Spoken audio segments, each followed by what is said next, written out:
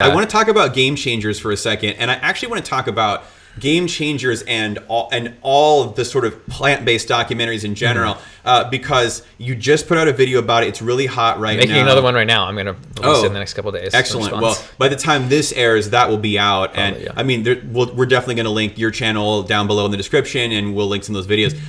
I did not like Game Changers all that much. Like, I didn't hate it, but I didn't. Everyone's like, "Oh my God, this is so amazing!" Like, I watched it. I thought it was fine. I thought Forks Over Knives was much better. The thing that I wasn't following the plant-based shtick when Forks Over Knives came out. So this is interesting for me because they had big stars in it, and then the like diarrhea of hate that has just poured forth from everybody. It just seems like, it's like, oh, it's all anecdotes. There's no science. It's all just, people trying to get everybody to go vegan. There's this just crap. And I mean, just this, every time I log on to Instagram or Twitter, it's just somebody else saying, this is just stupid. I mean, obviously you have a video about it, but what are your takes on Game Changers and other documentaries? Like, well, if you were to directly compare Forks Over Knives to Game Changers, Forks Over Knives is a more general health video that applies to pretty much everybody, and Game Changers has a focused mission of athletes, and this is why you don't need animal protein kind of angle.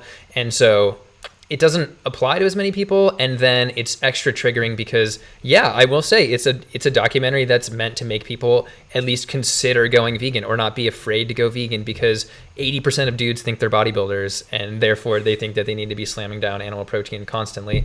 But the reality is, if anything was proven by that documentary, or at least people were put forward that are living proof of it, is that you don't need to eat animal protein to be super duper strong. I mean, Patrick Baboumian, super jacked. People I think they should have spotlighted Jahina Malik more in that, because she's been vegan since birth and she's an IFBB pro. I'm not sure what her career is right now. Maybe she's passed all, moved on from that, but that's undeniable. Like, you don't need to have a study to know that somebody can be jacked and have literally no protein in their muscle has come from an animal. And so that's these main messages of Game Changers are key. And then also just the amount of research that was cited in that documentary compared to pretty much any other documentary that people just take at face value to be true is so much higher. You look at all the citations in the corner as they're going on and on and on. It's there. And I've talked about a lot of that stuff on my channel. But that was the thing that struck me, is that, these sort of varieties of athletes and bodybuilders and coaches that are, that want that more meat-based thing. There's no science, it's all anecdotes, but I kept thinking, wait, I watched that movie. There were not only, so in some movies like Cowspiracy, at the end, they've got stuff listed in the credits, come to our website, we have a whole list of studies, but this movie put it right on the screen. On the screen. So if you actually saw it, unless you think people are just lying to you, they at least attempted to cite a bunch of stuff. I mean, so then, but this outpouring, this backlash, is it just people that are afraid, people that are trying to sell a different lifestyle? Like, what do you think? Well, the loudest voice against it that I've heard has been like the low carb community, which is standard. Any vegan content that's made, they're going to be triggered by.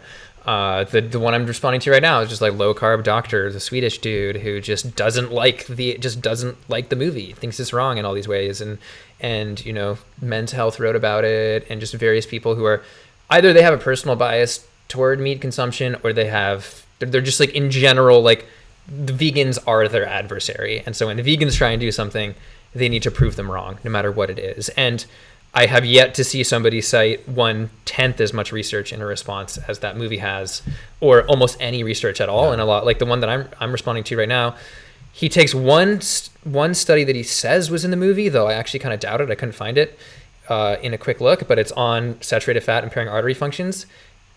He has a 45-minute video. He only cites 2 Wikipedia pages on the gladiators and this study, and it's like, how is that okay? And yet it's more than enough that people need. He's a doctor. That's more than enough information for people to be like, Game Changers is completely wrong. It's totally crazy vegan propaganda. Like, one of the things that I think is interesting, and you're getting your master's in public health, and certainly I have a science education background. Given all the school I did, is that it feels like when people are trying to debunk, they're going to pick whatever they can and extrapolate it to, therefore everything is wrong. One of the reasons I love to hear Dr. Greger talk is that he'll say, okay, here's the problem with the carnivore diet.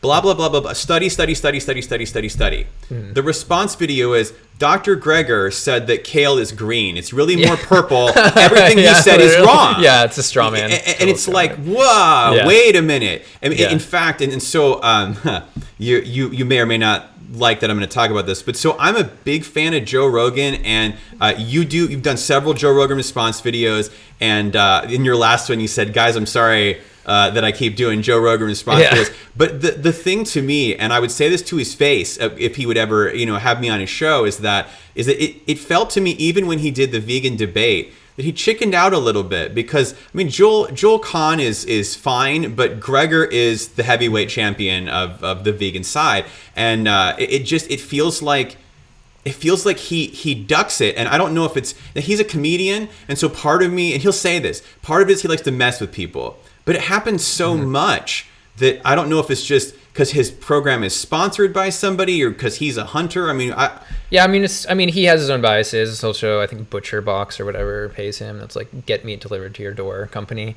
But that was, I mean, you could call that a debate. It was also just like a 2-on-1 discussion. And Joel Kahn, I mean, he's great in a lot of ways. He hasn't necessarily done that many of those debates, but somebody like, if you've seen Neil Bernard's debate performance and like whether or not you should eat something with a face, that debate is incredible.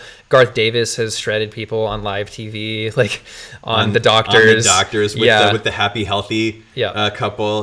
And then Dr. Greger would obviously, I mean, it'd be really interesting to see. I mean, I haven't actually seen Dr. Greger in a debate, but I think it would be, hands down, ridiculous. It would be.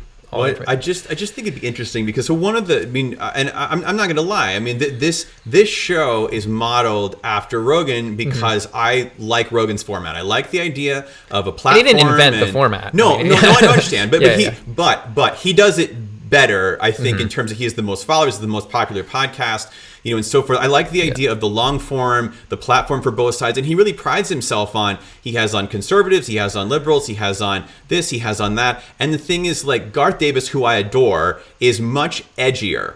And Garth Davis on there would take him to task, I think, a little more, I don't know if it's disrespectfully is the wrong word, but Greger, whenever, I love watching Greger be challenged, because Greger does this wonderful debate tactic where he'll go, oh, okay, so let's accept that premise. Well, let's look at what would that really be. And I mean, so I think it would be a really great conversation.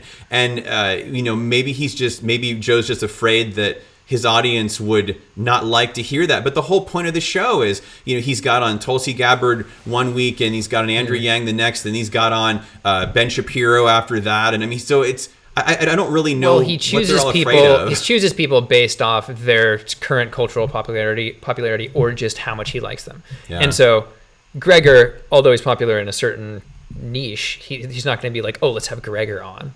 He's not going to be like, oh, let's have these other plant-based doctors on.